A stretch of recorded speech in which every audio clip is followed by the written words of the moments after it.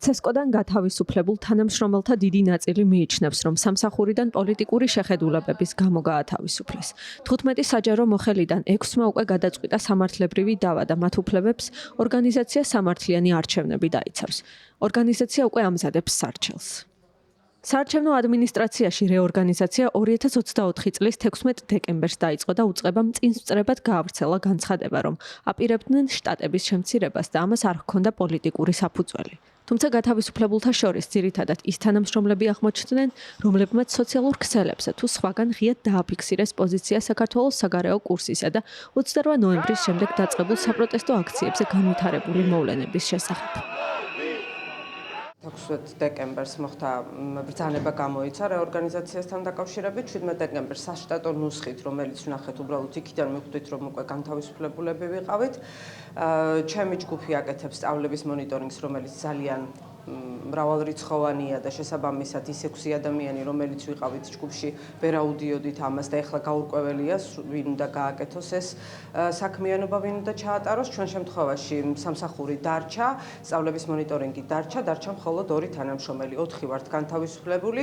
ჩემს პირად განთავისუფლებას უკავშირებს სრულად პოლიტიკურ განთავისუფლებას, იქიდან გამომდინარე, რომ მე 30 ნოემბერს უკვე დავწერე სოციალურ ქსელში ევროინტეგრაციასთან დაკავშირებით გავაკეთე განცხადება და ასევე მაკაც შიხლაძის თემასთან დაკავშირებით და აქედან გამომდინარე ვთვლი, რომ ვარ პოლიტიკური ნიშნით განთავისუფლებული, ასევე ჩემი ოჯახის წევრები არიან ოპოზიციურ პარტიასთან აფილირებულები და შესაბამისად აქედან გამომდინარე სრულად ვთვლი, რომ ჩემი განთავისუფლება იყო პოლიტიკური. CESCO-დან გათავისუფლებულთა ნაწილი მიიჩნევს, რომ მათი სამსახურიდან გაშვება ცენტრალური საარჩევნო კომისიის თავმჯდომარის გიორგი კალანდარიშვილის პირადი ანგარიშწორებაა 2024 წლის 16 ნოემბერს მომხდარი ფაქტის გამო, როდესაც მას CESCO-s ოპოზიციის კვოტით დანიშნულმა წევრმა ერთიანობა ნაციონალური მოძრაობის წარმომადგენელმა დავით კირთაძემ სახეში შავი სითხე შეესხა. ამ დროს დავით კირთაძის მეუღლე სოფიო სიჭინავა CESCO-ში ერთ-ერთ დეპარტამენტს ხელმძღვანელობდა. თუმცა მომხდარი ფაქტის შემდეგ მან თანამდებობა საკუთარი გადაწყვეტილებით პირადი განცხადების საფუძველზე დატოვა. რეორგანიზაციის შემდეგ კი ეს დეპარტამენტი გაუქმდა. შესაბამისად ამ სტრუქტურულ ერთეულში დასაქმებული პირები ფუნქცია მოვალეობების გარეშე დარჩნენ. სწორედ ისინი არიან გათავისუფლებულთა შორის. და გითხრათ, რომ ყველა ის ადამიანი, რომელიც აქ ვზივათ, CESCO-s ყოფილი თანამშრომლები, ყველა ვართ ადამიანები, რომელიც დიდი ხანია მუშაობდით საარჩევნო ადმინისტრაციაში და კარგად შეგვიძლია გავსაზღვროთ თუ რა შეიძლება იყოს კარგი ამ ორგანიზაციისთვის და რა არა. ეს რეორგანიზაცია ნამდვილად არ ემსახურება ორგანიზაციაში აც მმართველობის გაუმჯობესებას, აც სტრუქტურის ოპტიმიზაციას, პირიქით ტოვებს ბევრ შეკითხვას და გაურკვეველი რჩება უამრავი ფუნქცია, რომელიც არ ვიცით ვინ უნდა გააკეთოს. ჩვენ გვიჩნდება განცდა და ვაკეთებ დასკვნას, რომ ეს არ არის საერთოდ ორგანიზაციის განვითარებისთვის განხორციელებული ნაბიჯი. მე მეცაც გეტყვით, ჩემი პირადი შთაბეჭდილება ეს საერთოდ CESCO-ში მიღებული გადაწყვეტილებაც არ არის. ეს საერთოდ არის CESCO-s გარეთ მიღებული გადაწყვეტილება, რომელიც CESCO-მ უბრალოდ შეასრულა და მიგვაჩნია, რომ ეს არის აი საჯარო მოხელეთა იმ საერთოდ წმენდის ტალღის ნაწილი, რომელიც ახლა ყველა საჯარო დაწესებულებაში ხდება მთელი საქართველოს მასშტაბით.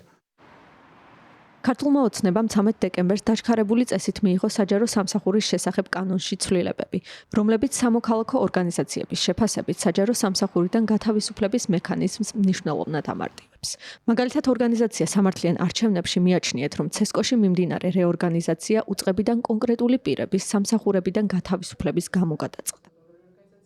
ჩვენ სამართლიანი არჩევნები მივიჩნევთ, რომ რეორგანიზაცია დაჩქარებულად, დაუსაბუთებლად წარიმართა, გადაწყვეტილების მიღებისას არ გამოკვლეულა არსებული სტრუქტურის პრობლემები, არ შეფასებულა ხარვეზები და რეალურად უცნობია რა იყო მიზეზები რეორგანიზაციის.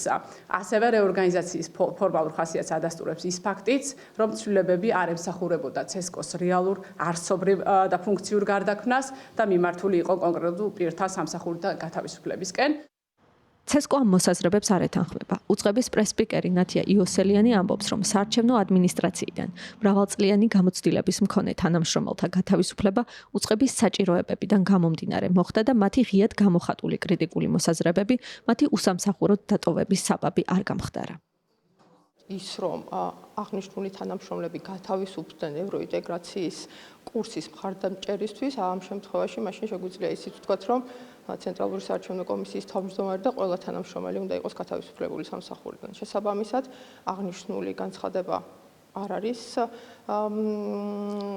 სამართლებრივად სწორი, ისინი იყვნენ ინფორმირებული ამასთან დაკავშირებით, შესაბამისად საარჩევნო ადმინისტრაციამ თავისი საჭიროებებიდან გამომდინარე და ინსტიტუციის სამომავლო საქმიანობებიდან გამომდინარე მიიღო აღნიშნული გადაწყვეტილებები.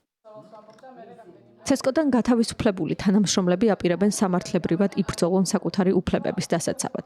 უკვე 6 ყოფილი საჯარო მოხელის შრომითი უფლებების დაცვის მიზნით სამართლიანი არჩევნები საჩივარს თბილისის საქალაქო სასამართლოში რამდენიმე დღეში შეიტანს.